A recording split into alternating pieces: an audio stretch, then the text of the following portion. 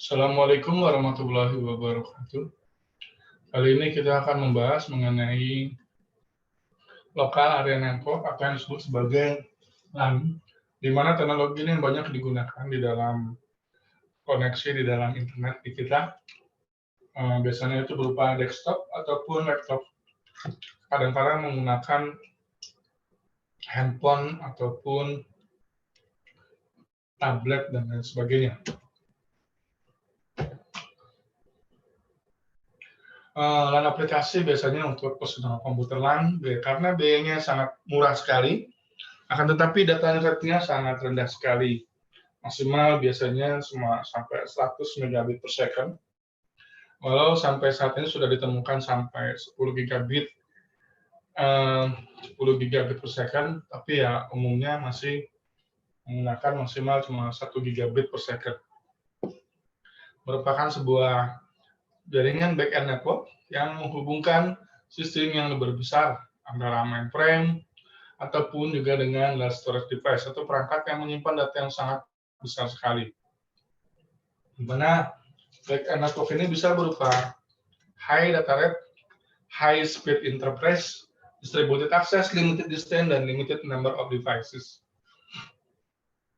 Memiliki kecepatan yang tinggi, speed interface, perangkat yang kecepatan tinggi, data rate-nya itu tinggi, penggunaan datanya itu sangat besar untuk mendistribusikan akses-akses sumber daya yang ada di jaringan kita, tapi jaraknya itu bisa terbatas gitu ya. Kemudian jumlah dari perangkatnya itu terbatas, tidak terlalu banyak. Di dalam LAN application kita juga kenal istilahnya tuh storage area network, di mana ada separate network handling storage needs. Ada suatu area di dalam network yang menangani penyimpanan sehingga semua datanya bisa tersimpan secara terpusat. Ada test storage task from specific server, di mana pekerjaan penyimpanan itu diterapkan pada server tertentu. Share storage facility across high-speed network, kita bisa melakukan sharing storage atau penyimpanan, fasilitas penyimpanan di dalam jaringan yang memiliki kecepatan tinggi, hard disk, tape library, and CD array. Bisa berupa hard disk ataupun library tape ataupun array CD. Bisa meningkatkan akses penyimpanan di dalam jaringan client server. Bisa digunakan untuk melakukan backup, di mana penggunaan komunikasi direct storage to storage. Aplikasi lainnya untuk high speed office network, di mana kita gunakan desktop image processing. Jadinya kalau dengan desktop image processing itu sendiri, file kita langsung di backup semuanya. Jadi kalau kita ingin merubah komputer, mau merestore ke sesuatu, dikarenakan adanya virus dan lain sebagainya, bisa langsung di recovery. Kita menggunakan aplikasi desktop image processing. Satu hard disk di mirroring menjadi satu file yang tersimpan biasanya itu di jaringan. High capacity local storage, dengan adanya LAN itu sendiri, kemudian kita bisa menggunakan jaringan yang sudah ada dalam bentuk storage area network. Kita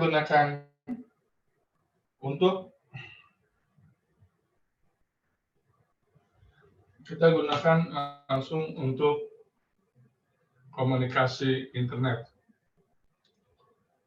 Kemudian backbone LAN interconnect antara low speed local LAN, jadi bisa digunakan sebagai backbone dari high speed low speed local LAN, jadi yang kecepatannya rendah bisa digabungkan dengan menjadi LAN aplikasi, dan juga bentuknya reliable, kemudian kapasitasnya bisa lebih besar, dan juga cost yang lebih murah. Ini adalah contoh dari storage area network. Ada server-server, ada storage device di sini. Dan ini biasanya dengan menggunakan teknologi RAID sehingga lebih handal di dalam penyimpanannya. Kemudian di dalam server based storage dan juga ada storage area network. Kalau storage area network itu sendiri yang server based, satu server di satu storage, satu server satu storage. Nah, storage area network semuanya digabung menjadi satu.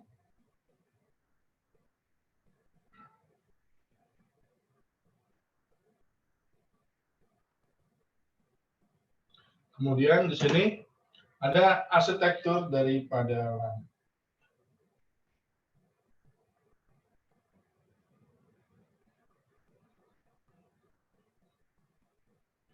Ada bentuk topologinya, media transmisinya, layout, dan medium access control.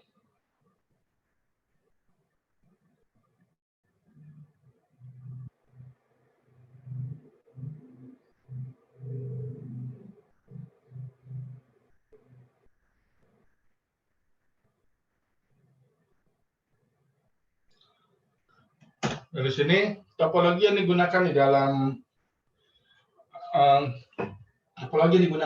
LAN itu ada tree, bus, ring, dan star.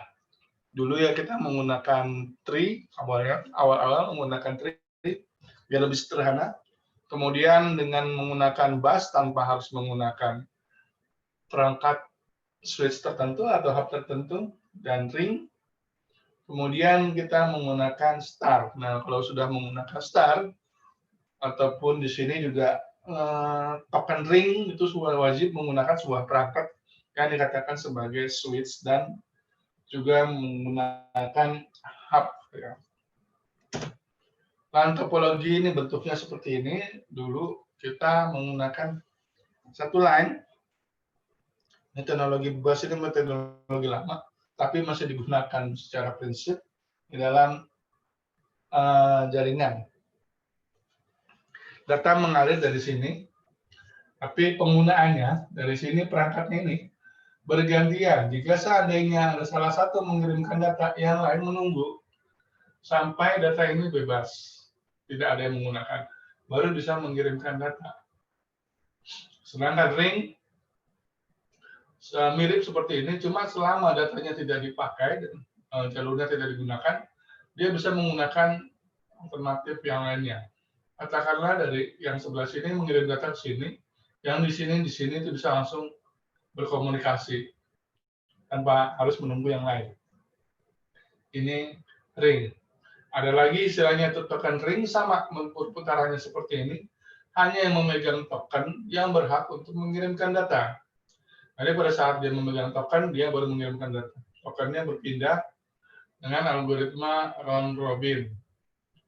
Hanya yang memegang tokennya, setelah token dialihkan, dia tidak bisa mengirimkan data. Tapi begitu dia memegang token, dia langsung bisa mengirimkan data.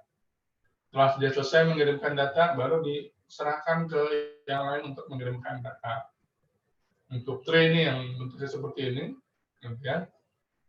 yang dikatakan sebagai telepon biasa, terpusat, digunakan seperti ini. Yang ini hanya bisa menggunakan di sini, pas yang di sini, ini menggunakan head di sini. Dan yang terbaru yang biasa kita gunakan diterapkan adalah bentuk star, menggunakan hub, switch, ataupun repeater. Jika kita menggunakan hub atau repeater, biasanya sebenarnya topologinya menggunakan bus. Tapi tapi hal itu biasanya tidak diketahui. Hub itu prinsipnya dia memforward pakai data kecuali ke sumbernya. Jadi begitu dikirimkan data sini, di forward ke sini yang lain. Jika datanya bukan datanya dia, maka akan di-discard atau dibuang. Bus dan tree, multi-point medium, transmisi dipropagasikan melalui mediumnya. Didengarkan oleh semua stasiun. Dibutuhkan untuk mengidentifikasi target station. Setiap stasiun memiliki alamat yang unik. Koneksinya full duplex antara stasiun dan tap. Memperbolehkan transmisi dan juga penerimaan. Dibutuhkan untuk regulasi transmisi untuk menghindari collision atau tabrakan. Untuk menghindari hogging data di dalam smart block atau frame. Terminator mengabsorb atau meredam frame pada end of medium, pada ujungnya. End of medium tadi yang ini end of medium. Meredam dari frame-nya. Biar tidak looping terus. Terminator absorb frame at the end of medium. Dan ini. Kemudian frame transmission di dalam baseline adalah frame katakanlah dari C ingin tujuan ke A. Dari sini di forward, diterima oleh A, lanjut ke ujungnya, endpoint. Frame is not addressed to B, back di ignore. Sebenarnya dia menerima datanya, tapi begitu diketahui ini buat A, langsung di discard di network card-nya. Diteruskan ke A. Setelah A menerima, ya sudah lanjut lagi dikirimkan datanya ke kemudian di sini diabsorb ke end terminator. Ring topologi repeater bergabung dengan titik per titik link di dalam closed loop atau loop yang tertutup. Di mana data yang dikirim dalam satu itu ditransmit kurang ke selanjutnya, linknya itu terhubung ke beberapa direksi, kemudian station terhubung ke repeaternya. Data di dalam frame bersirkulasi melalui semua stationnya. Destination dikenali sebagai alamat, kemudian di-copy setiap frame-nya. Frame bersirkulasi kembali ke sumbernya.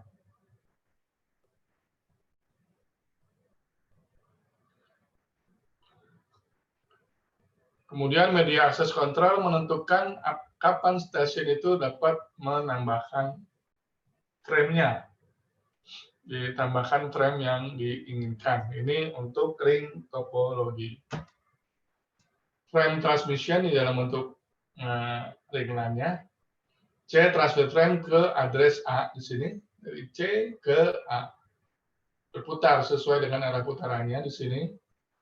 Kemudian pada saat diterima di B akan dia menerima paketnya kemudian di discard atau di ignore.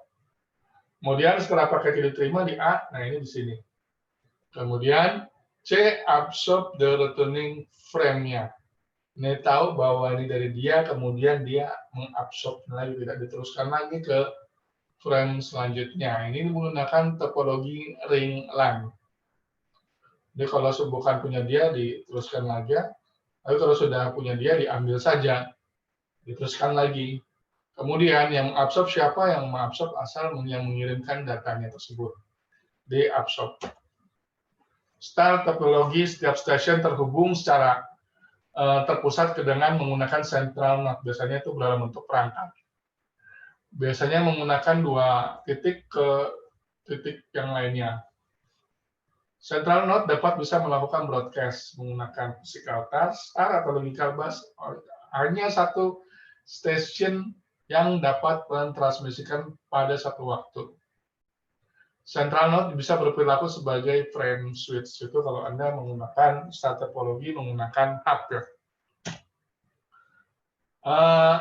Pemilihan topologi ini tergantung daripada reliabilitas, kemudian berapa banyak yang kita inginkan, expandability. Kapan nih kira-kira nih ke depan ini kita mau menggunakan berapa komputer disebut sebagai expandability, performance kinerjanya seperti apa, dan juga tergantung daripada konteksnya, apakah menggunakan mediumnya, layout wiringnya, bagaimana pengkabelannya, dan juga pengendalian aksesnya, akses kontrolnya. Ini pemilihan daripada topologi yang kita inginkan. Kemudian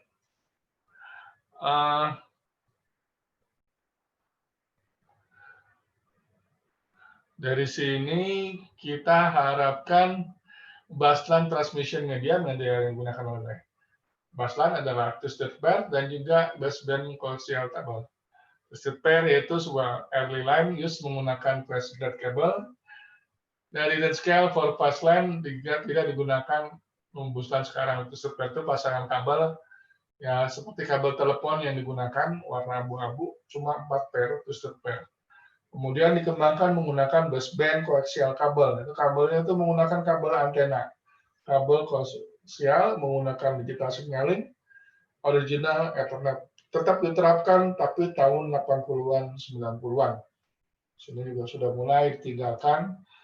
Nah, busline transmission media, broadband koaksial kabel, justru diterapkan pada tahun sekitar tahun 2000-an untuk broadband koaksial kabel sebagai sistem kabel TV, sinyal analog pada frekuensi radio. Pada FH sangat mudah, sulit untuk diinstalasi dan juga di maintenance. Tidak digunakan di dalam LAN. Optical fiber, expensive type, better alternative available, not used in busline. Dulu sangat mahal, sekarang sudah mendekati tidak terlalu mahal, akan tetapi tidak umum digunakan di dalam LAN yang biasanya itu murah. Semua LAN bekerja dengan menggunakan bisa dibandingkan dalam start topologi dengan menggunakan UTP, unshielded twisted pair. Koaksial baseband still digunakan, tidak digunakan, masih digunakan tapi tidak terlalu, sangat jarang ya. Sangat jarang pada instalasi yang baru. Kemudian pilihan antara ring dan star, yaitu ring sangat cepat pada jarak yang jauh, biasanya digunakan untuk backbone, single link atau repeater failure disable network. Jadi jika ada link yang tunggal error ya sudah, atau repeaternya error semua. Star menggunakan natural layout untuk wiring di dalam building, sangat bagus untuk jarak yang pendek, memiliki data rate yang untuk jumlah perangkat yang kecil, sedikit gitu maksudnya, star ini. Kemudian choice daripada medium transmisinya dibatasi tergantung daripada topologi LAN-nya, kemudian kapasitas yang diinginkan, berapa bandwidth yang digunakan, katakanlah berapa mega, berapa giga, dan lain sebagainya. Kehandalannya atau reliability-nya seperti apa, kemudian tipe data yang didukung apa, apakah membutuhkan data delay yang sedikit, membutuhkan throughput yang besar, dan lain sebagainya. Scope, environmental scope, jadi scope-nya tergantung daripada lingkungan di sekitarnya seperti apa. Kemudian ketersediaan media yaitu flash grade unshielded twisted pair atau UTP. Ketiga sekarang sudah menggunakan K7 bahkan jauh lebih tinggi. Ketiga chip well understood, sudah dipahami. Menggunakan instant telephone wiring in office building, kemudian data rate-nya rendah. Shielded twisted pair and baseband coaxial more expensive than UTP but higher data rate. Walaupun menggunakan broadband kabel itu masih lebih mahal dan juga data rate-nya tapi lebih tinggi. High performance UTP, nah ini Cat 5 and above, high data rate for small number of device. Kita menggunakan Cat 5 ya, kalau yang seperti ini sudah sampai 1 giga. Data rate-nya tinggi, kemudian jumlah perangkatnya sedikit. Menggunakan topologi switch star untuk instalasi yang lebih besar, untuk menghindari apa sih istilahnya itu bouncing dan lain sebagainya, ataupun pengiriman paket yang berulang-ulang dan lain sebagainya. Kemudian optical fiber, isolasi elektromagnetik, kapasitasnya sangat-sangat besar. Tapi ukurannya juga kompak, kecil sekali, tapi sangat besar mahal untuk komponen pembiayaan yang dari kabelnya, terminatornya, dan lain sebagainya. Dibutuhkan kemampuan yang tinggi untuk melakukan instalasi dan juga untuk memaintain. Biaya sampai saat ini semakin murah sesuai dengan permintaan. Kemudian area daripada produknya itu meningkat. Arsitektur protokol yang digunakan adalah low layer of OSI model, masih logikanya di sini, jadi ya low layer itu masih dikatakan dia tuh perangkatnya itu sebenarnya masih OSI itu kan sebenarnya sulit diterapkan gitu, tapi ya idenya saja diambil kemudian diterapkan. Tapi yang benar tuh protokol arsitektur digunakan itu IEEE 802 reference model, kemudian physical layer, kemudian juga menggunakan logical link control, dan media access control. Logical link control ini mengacu kepada bagaimana dia terhubung ke jaringan di dalam komputer. Media access control ini digunakan untuk bagaimana kita mengendalikan koneksinya. Ini 802, IEEE versus OSI, logical link layer. Logical link control, medium access control. Physical ini disebut sebagai media perangkatnya secara fisik ini terhubung. Medium access control ini mengacu kepada alamat, addressnya, dan memiliki address, pengaturan, dan sebagainya. Dan ini masuk ke logical link control. Ini masuk ke data link di OSI. Ada physical layer dan data link. Kalau di TCP/IP ya hanya masuk ke data link sama physical layer dua-duanya ini. Atau data link saja. Antara pilihannya itu. 802 layer physical ini mengacu kepada encoding dan decodingnya. Bagaimana data tersebut ditransmisikan ke dalam mediumnya. Menggunakan programmable generation ataupun removal. Bagaimana kita membangkitkan datanya tersebut, mendapatkan headernya, mendapatkan tailnya, kemudian baru dikirimkan. Atau dikatakan sebagai pembentukan frame-nya. Bit transmission dan reception, dari sini di bit tersebut ditransmisikan dan reception akan diterima. Ada di mana pada saat transmisi kita harus membentuk frame-nya, ada header-nya, ada tail-nya, ada MAC address-nya, dan lain sebagainya.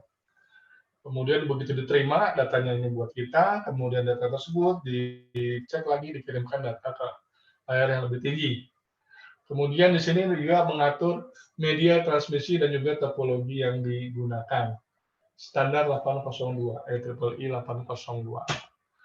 Di mana ada logical link control interface ke high level. Jadi untuk memudahkan dia terhubung ke layer-layer di atasnya yang dikatakan sebagai di OSI tadi itu ke masuk network ataupun ke router. Kalau sama juga di TCP/IP juga sama, dia akan masuk ke router yang diterjemahkan ke IP dan lain sebagainya. Interface to high level, kemudian flow dan error control di sini, aliran datanya, dan juga pengendalian aliran data dan juga pengendalian error atau error itu ya kesalahan lah. Kemudian logical link control bertanggung jawab mengenai transmisi dari link level paket data unit antara dua stationnya, dicek transmisinya benar atau tidak, kurang, ditambahkan, dan lain sebagainya. Harus mendukung multi akses dan juga share medium. Kemudian bisa dirilis ke beberapa link akses detail oleh didetailkan oleh lapisan MAC atau MAC layer. Pengalamatan melibatkan spesifik daripada source atau sumber ataupun tujuan dari pengguna LLC, mengacu kepada SAP (Service Access Point). Biasanya digunakan untuk protokol yang lebih tinggi lagi untuk logical link layer. Selanjutnya kita akan membahas layanan yang disediakan oleh logical link control atau LLC berdasarkan HDLC, Unacknowledged Connectionless Service, tidak menggunakan acknowledgement, dan juga bentuknya itu Connectionless Services, artinya dia langsung kirim-kirim saja, yang buat dia langsung diambil. Connection Mode Services artinya itu menggunakan membentuk jaringannya, kemudian baru diterima. Tapi yang koneksi yang hubungannya ini artinya jika kita menggunakan switch baru bisa terjadi ada Connection Mode Services. Dia mesti terhubung dengan port berapa ataupun MAC address berapa. Dari situ dia melakukan komunikasi dari menggunakan switch ya. Kalau connection mode services, kalau acknowledge connectionless services hanya digunakan menggunakan access point ataupun menggunakan hub. Acknowledge connectionless services, nah ini gabungan antara acknowledge dan juga connectionless services. Ini menggunakan biasanya tuh kalau nggak antara hub dan juga access point. Protokol daripada LLC adalah di modul setelah HDLC menggunakan asynchronous balance, mode asynchronous balance yang tidak asinkron untuk mendukung connection layanan mode LLC atau disebut sebagai operasi tipe kedua. Informasi tidak diberi nomor untuk PDU-nya, paket data unitnya, untuk mendukung layanan connectionless acknowledge yang sudah di-acknowledge. Multiplexing dengan menggunakan LSAPers.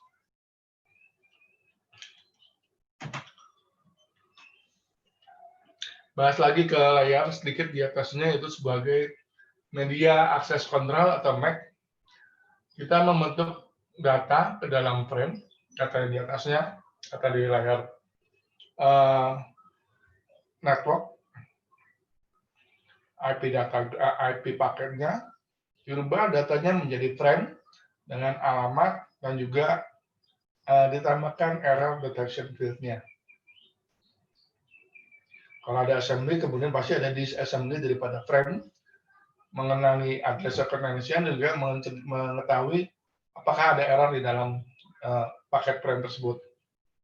Kemudian mengatur akses ke media transmisinya. Tidak ditemukan di dalam tradisional lapisan kedua data link control. Untuk yang LLC-nya sama, beberapa MAC bisa tersedia gitu ya. Kalau MAC-nya LLC-nya berbeda ya tidak mungkin digunakan gitu ya. Menggunakan transmission pengaturan untuk transmission mediumnya, media transmisinya. Seperti ini bentuknya, ada MAC header, kemudian ditambahkan LLC header, ditambahkan IP header. TCP header ini kan protokol di dalam TCP/IP ya. Dan application data ditambahkan TCP header, kemudian ditambahkan IP header, ditambahkan LLC header, tambahkan MAC header dan juga MAC tailor. Application data disebut sebagai TCP segment, IP header tambahkan jadi IP data gun, LLC tambah jadi LLC protokol data unit. Ini tambahkan MAC dan tail, header dan tail, maka disebut sebagai MAC frame. Di media access control di mana terpusat, mudah untuk mengendalikan, lebih besar pengendalian, kemudian mudah untuk logika aksesnya pada stasiunnya, kemudian menghindari masalah pada koordinasi. Single point of failure, jadi kegagalan itu hanya di satu titik, akan tetapi berpotensi adanya bottleneck. Bisa juga terdistribusi. Bagaimana kita mengirimkan media access control adalah sinkronus dan asinkronus, di mana sinkronus itu menentukan kapasitasnya itu diatur untuk melakukan koneksi. Asinkronus itu merupakan respon daripada demand yang digunakan. Sistem asinkronus kita menggunakan algoritma round robin. Bagus jika banyak stasiun yang memiliki data untuk ditransmisikan dengan extended waktu tertentu. Kemudian ada istilahnya, algoritmanya itu menggunakan observasi. Bagus untuk stream traffic yang konstan dibutuhkan. Continuation good untuk bursty traffic yang cepat, pengiriman datanya banyak, di mana semua stasiun itu tergantung pada waktu, terdistribusi, kemudian mudah untuk diimplementasikan. Efisien pada saat load-nya itu moderate. Kemudian akan tetapi cenderung collapse pada saat heavy load. Format daripada MAC frame adalah MAC layer menerima data dari LLC layer di atasnya. Kemudian MAC control, tambahkan destination MAC address-nya apa, source MAC address-nya apa, ditambahkan RLS. Kemudian CRC untuk mengecek paket data apakah ada error atau tidak. Check redundancy cyclic. MAC layer mendeteksi error dan juga mendiscard frame jika ditemukan error. LSC secara mungkin akan mentransmisi ulang frame yang tidak sukses diterima. Generic MAC frame informatif seperti ini, ada MAC control, ada LLC packet data unit, dan juga belakangnya ada MAC control, destination MAC address, source MAC address. LLC PDU-nya itu sendiri ada DSAP, SSAP, dan LLC control ditambah lagi dengan information.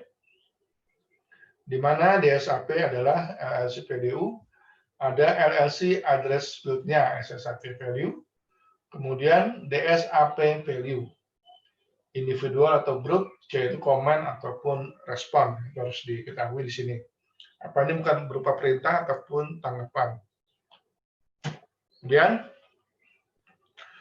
ditambahkan istilah itu bridge untuk menambahkan LAN yang berbeda. Jika kita menggunakan teknologi LAN yang berbeda, dengan adanya bridge itu bisa membantu menghubungkan antara dua LAN yang memiliki teknologi yang berbeda.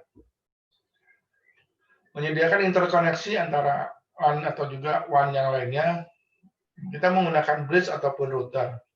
Bridge itu jauh lebih mudah, bisa menghubungkan LAN yang sama, kemudian protokol yang identik untuk fisiknya dan juga link layernya.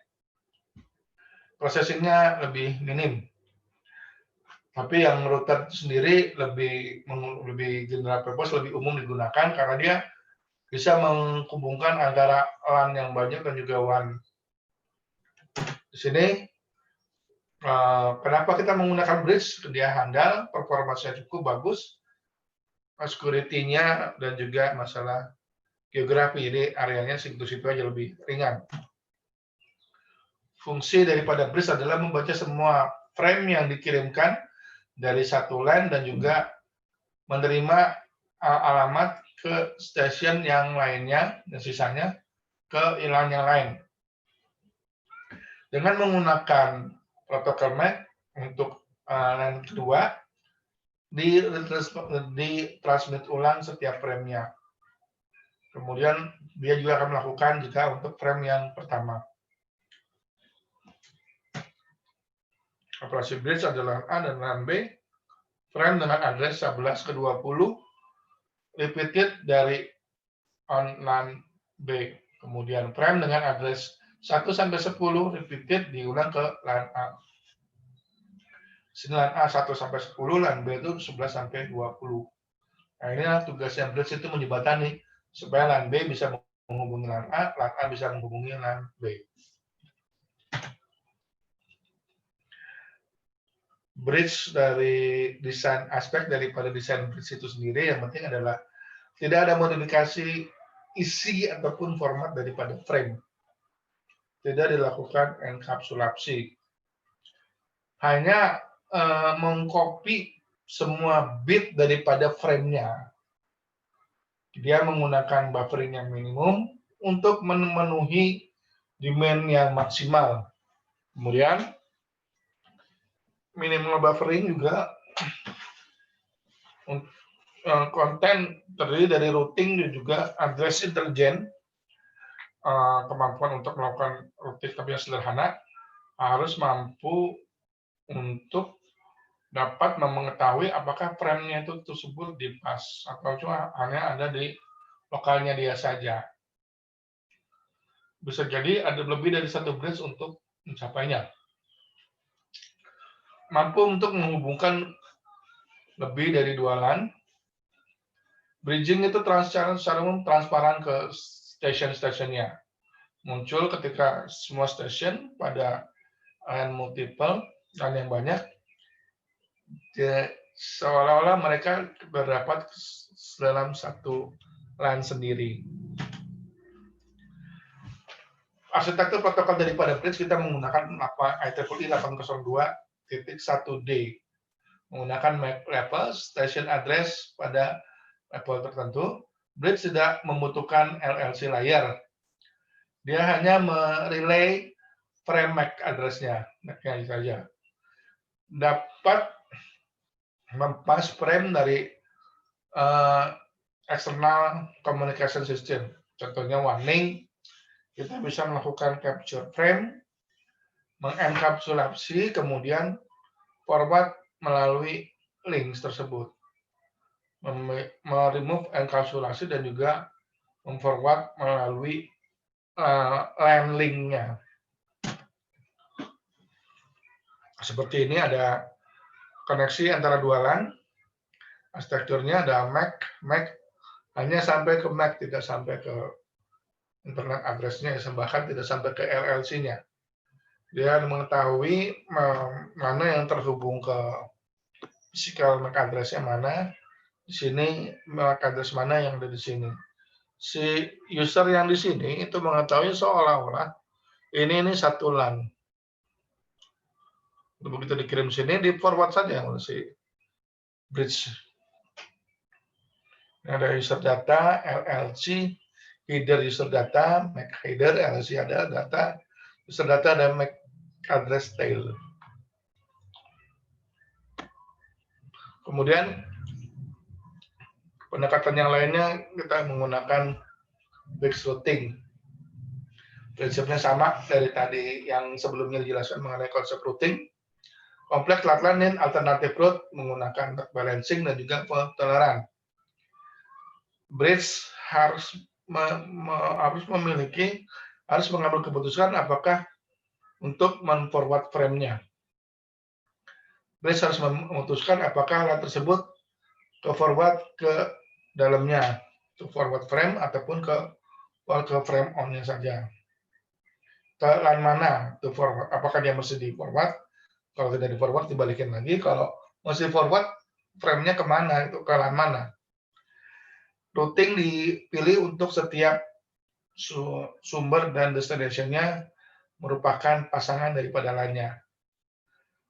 Dilakukan pada saat konfigurasi menggunakan list hop route. Jadi yang terdekat saja hop-nya itu yang dihubungi. Hanya berubah ketika topologinya itu berubah. Kemudian bridge dan LAN dengan alternative route di sini stasiun 1, stasiun 2, stasiun 3, LAN B, ada LAN C, LAN D, LAN E, LAN F, dan LAN G. Ada bridge 101, 107, 102, LAN A terhubung bridge 101, 107, dan 102. Kemudian LAN B terhubung ke bridge 103 dan 104. Di sini dicari, katakanlah stasiun 1, bridge 1 ingin menghubungi LAN G. Otomatis dia mencari jalurnya seperti ini, bridge 2 ke bridge 6 ke sini. Dicari dia hop yang terdekatnya. 102, 106 ke stasiun 7, yaitu berada di LAN G. Dari LAN A ke LAN C ke LAN G. Tidak melalui ke sini, algoritmanya muter-muter itu tidak. Ini bukan tugas daripada bridge. Dia hanya mencari hop tercepat, terpendek sini. Hop ini maksudnya dari sini satu hop, sini dua hop. Nah, ini muncul ke LAN G. Nah, itulah tugas bridge. Menggunakan alternate route. Menggunakan spanning tree, bridge secara otomatis membangun routing table-nya. Kemudian secara otomatis juga mengupdate perubahannya. Dia menggunakan frame forwarding, kemudian memahami address-nya, dan juga melakukan resolusi loop-nya seperti apa. Frame forwarding itu dia maintain database, dia forward ke port mana. Jadinya kalau ke MAC sekian di forward kemana, apakah perlu dipindahkan ke LAN ataukah hanya langsung di dalam jaringan LAN-nya saja. Dia menyimpan port ini terhubung ke MAC apa saja. Port ini terhubung ke MAC apa saja. Di mana untuk frame arriving pada port X, maka dia mencari database, dicari MAC address-nya itu apakah masuk di port yang menerima X. Jika tidak dicari, di forward ke semua port kecuali X-nya. Jika address-nya di list terhadap port Y, dia mencek port Y untuk memblocking ataupun memforwarding state-nya. Blocking itu artinya mencegah port dari menerima ataupun transmisi ulang. Jika tidak diblok, transmit frame through port Y ditransmisi melalui port Y. Kemudian di sini dia mencoba membangun pembelajaran mengenai alamatnya. Dia juga bisa melakukan preload forwarding database yang sebelumnya dipelajari. Kemudian address-nya siapa saja. Alamat di sini tentu saja tidak menggunakan alamat IP, tapi menggunakan alamat MAC address-nya. Address-nya bisa dipelajari ketika makanya itu dikatakan sebagai frame karena dia menggunakan teknologi MAC.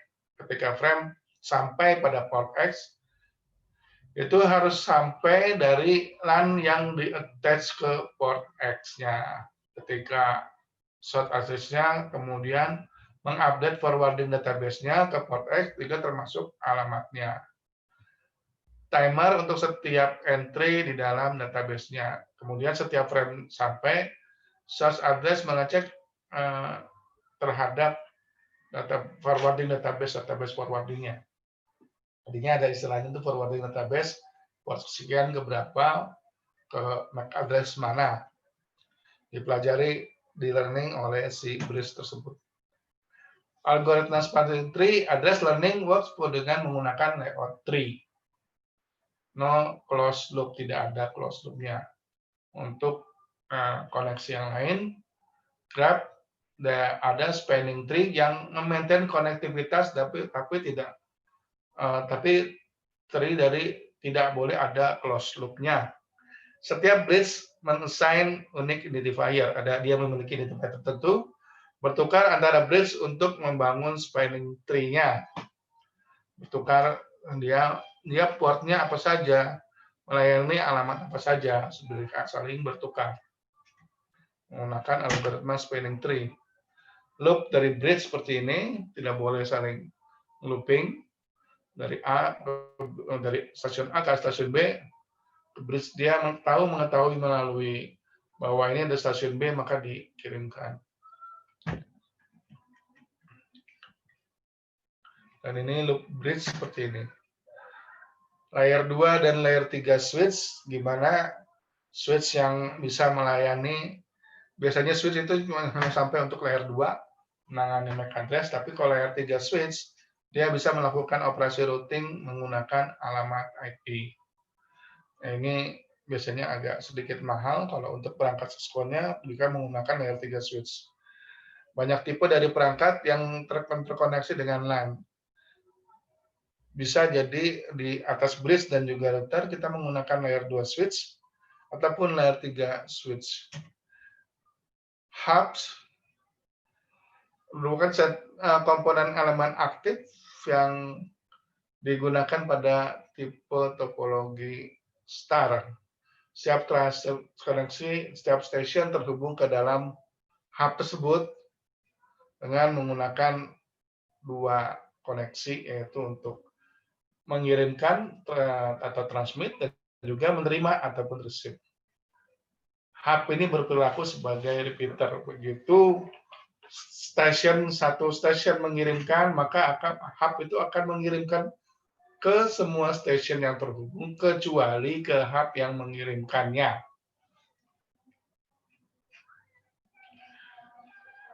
Line tersebut dari luar to unshielded to sterpair, kemudian terbatas sampai 100 meter.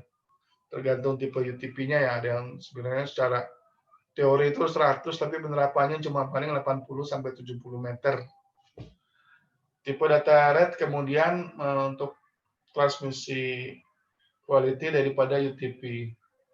Tetapi jika kita menggunakan optical fiber, maksimal bisa sampai 500 meter atau setengah kilo.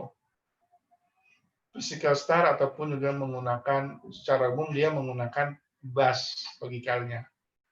Secara fisik memang star, tapi pengirimannya sebenarnya pakai bus. Transmisi dari semua stasiun yang menerima oleh stasiun yang lain. Jika stasiun mentransmisi pada waktu yang sama, maka akan dikatakan sebagai terjadi collision atau tabrakan. Tidak boleh. Makanya salah satu akan mundur, mencoba untuk mentransmisi ulang pada waktu yang acak. Mundur, dua-duanya sama mundur, kemudian kalau terjadi tabrakan, dua-duanya menghitung waktunya. Yang duluan dapat giliran dari algoritmanya, dia mengirim duluan. Jika ternyata dia men-sense bahwa jaringannya sudah ada yang pakai, maka dia akan menunggu sampai jaringannya sepi.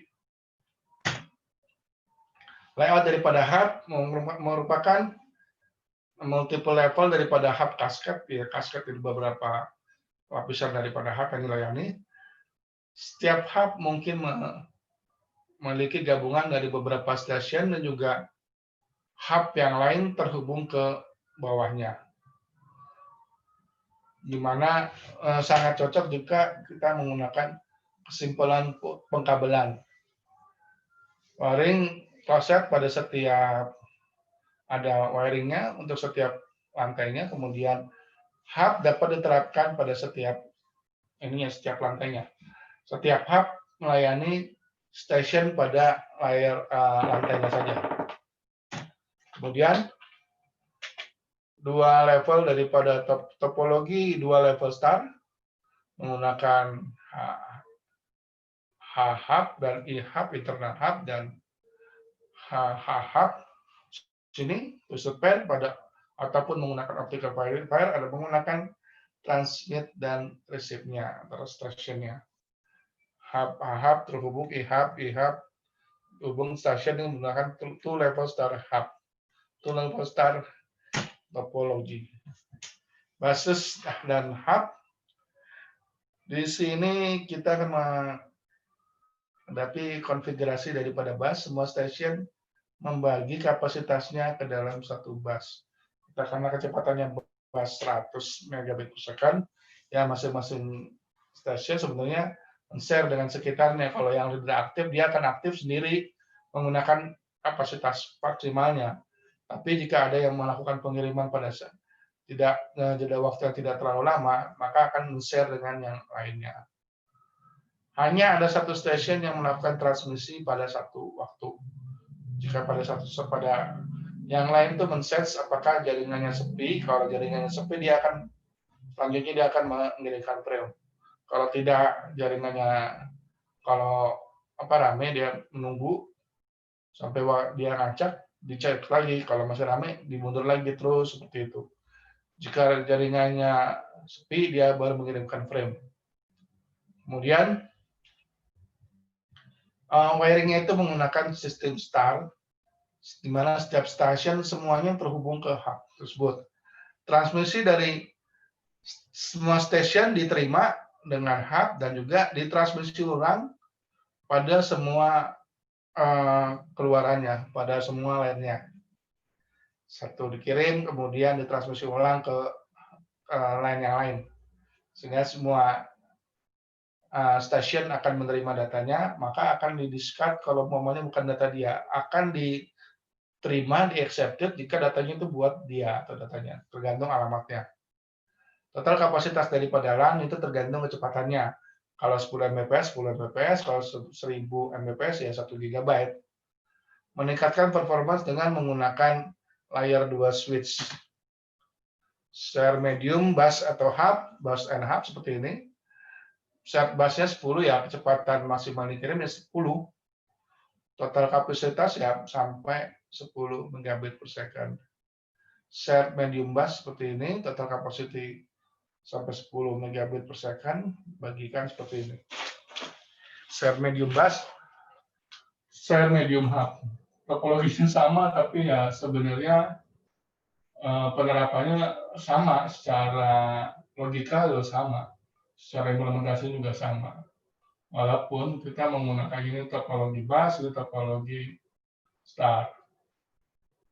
Kemudian jika kita menggunakan layer 2 switch seperti ini, nah ini kapasitasnya di sini Kalau ini kan untuk kapasitas sampai 10 megabit per second, kalau ini maksimal ya sampai N megabit 10 kali 10 megabit per second. Ini menghubungkan dari C ke D, A ke B, ini bisa langsung dikirim. Tapi kalau dari C ke D, B sedang menerima data dari A, ini menunggu dulu. Tapi kalau juga kosong, dari contohnya seperti dari C ke D langsung kosong, ini bisa langsung digunakan dengan kecepatan 10 megabit per second. Inilah perbedaan antara hub dan switch. Secara harga juga jauh harganya antara hub dan switch. Bukan switch-nya yang switch asli ya, bukan switch yang kadang-kala sebenarnya hub tapi diakuinya sebagai switch. Switch layer 2 adalah merupakan central hub yang berperilaku sebagai switch. Semua frame dari station switch kemudian dikirimkan keluar dengan sesuai dengan tujuannya. Jadi si switch ini menyimpan tabel database mengenai MAC address-nya. Ini buat MAC address siapa, maka akan di-forward ke MAC address siapa. Sesuai dengan port yang terhubung. Lebih dari satu stasiun yang mentransmisi dalam satu waktu. Multiply kapasitas daripada LAN-nya. Kemudian keunggulan daripada layer 2 switch tidak ada perubahan. No change to test device to convert bus LAN or hub LAN to switch LAN. Tidak ada perubahan perangkat yang terhubung untuk mengkonversi dari bus LAN ataupun hub LAN ke switch LAN. Untuk Ethernet LAN, setiap device menggunakan Ethernet MAC protokol. Perangkat yang terdedikasikan memiliki kapasitas sama untuk LAN original LAN-nya. Kita mengasumsikan bahwa switch memiliki kapasitas yang cukup untuk menyimpan semua daripada perangkatnya. Sebagai contoh, jika switch dapat men-sustain throughput of 20 Mbps, bisa dapat mendukung 20 Mbps, maka setiap perangkatnya tersebut memiliki kapasitas antara input atau output jadi 10 megabit per second. Layer 2 switch scale easily penambahan perangkat yang terhubung ke switch dengan meningkatkan kapasitas daripada layer 2-nya. Tipe daripada layer 2 switch itu store and forward and cut through switch. Kalau store and forward, dia menerima frame-nya dalam input line, kemudian disimpan di buffer jika perlu, buffer it briefly, kemudian di route jika ke output yang sesuai, kemudian delay antara sender dan receiver, ada delay antara pengirim dan penerimaan, kemudian meningkatkan integritas daripada network Anda. Cut-through switch mengambil keuntungan daripada alamat tujuan yang muncul pada beginning frame-nya atau awal frame-nya. Kemudian switch akan mencoba mengulangi frame ke dalam output lainnya setelah dikenali tujuan address-nya. Kemudian throughput, highest possible throughput dia akan mencari throughput yang terbesarnya. Memiliki resiko mempropagasi frame yang jelek. Switch tidak mampu untuk mengecek CRC untuk melakukan transmisi ulang. Jika kita bandingkan antara switch dengan bridge, ini layer 2 switch dapat melihat sebagai full duplex hub. Hubnya itu full duplex, tidak perlu menunggu kosong, kemudian dapat bisa bekerja dengan logika secara fungsi untuk multiple port bridge. Jadi kalau layer 2 switch itu bisa berperilaku sebagai multi-port bridge. Bridge frame dapat ditangani di dalam perangkat lunak atau software. Kemudian switch juga menyediakan pengenalan alamat dan juga melakukan frame forwarding di dalam perangkat kerasnya. Dikenali alamatnya, kemudian di forward ke port yang sesuai. Bridge hanya menganalisa dan juga memforward dari satu frame dalam satu waktu. Switch memiliki parallel data path, artinya itu multiple data path, artinya dia bisa mencari jalur yang berbeda-beda, dapat menangani frame banyak pada satu waktu, kalau bridge hanya satu waktu. Bridge menggunakan store and forward operasi, kemudian switch dapat menggunakan cut-through operation. Bridge suffer commercially. Now instant knowledge typically implement switch with bridge personally rather than bridge. Susah dalam pemasarannya, suffer commercially. Sehingga yang sekarang yang masih laku ya menggunakan layer 2 switch. Tapi memiliki fungsi sebagai bridge daripada hanya bridge saja sendiri.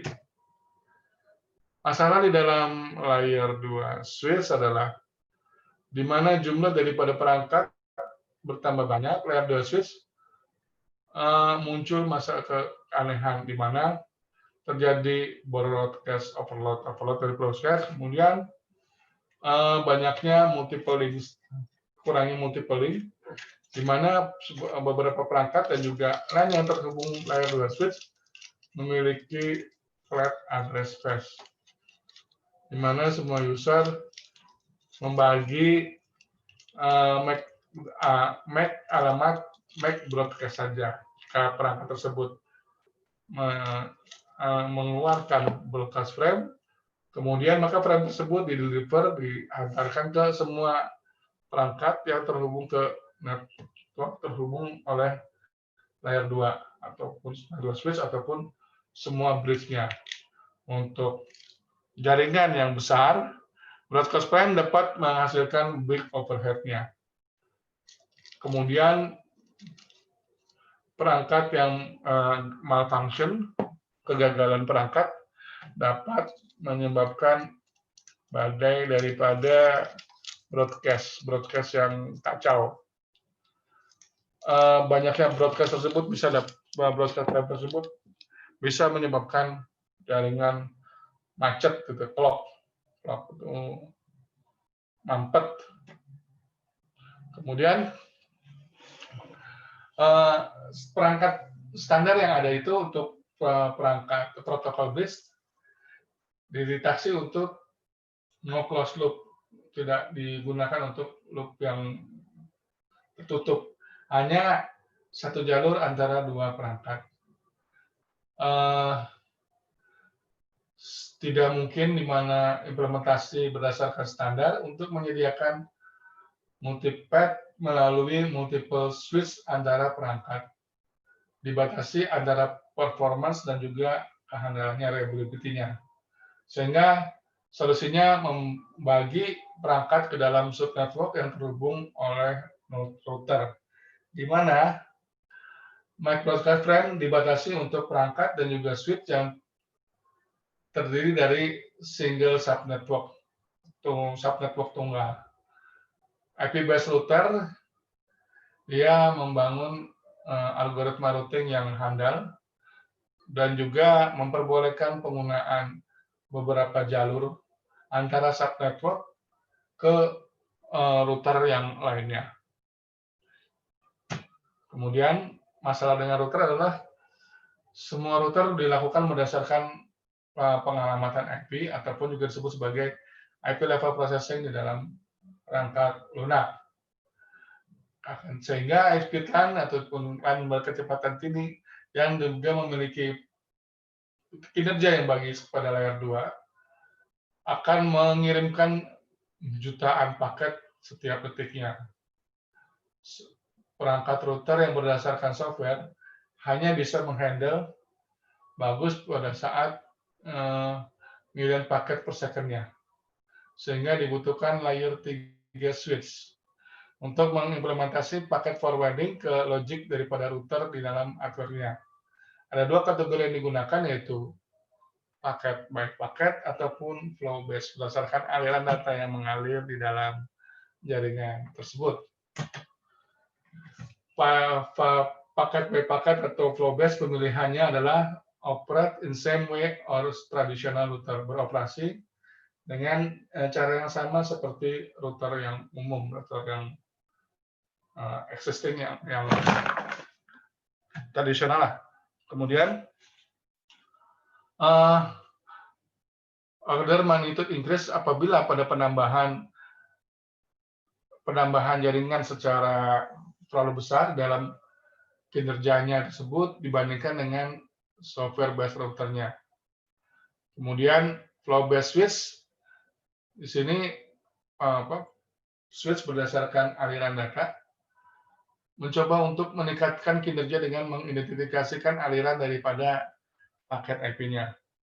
Same source dan destination, apakah sama antara sumber dan tujuannya, kemudian dilakukan dengan melihat traffic yang ada ataupun menggunakan spesial label tertentu untuk paket header, contohnya untuk IPv6. Pada saat di flow aliran data itu diidentifikasi, rute yang sudah didefinisikan bisa dibuat.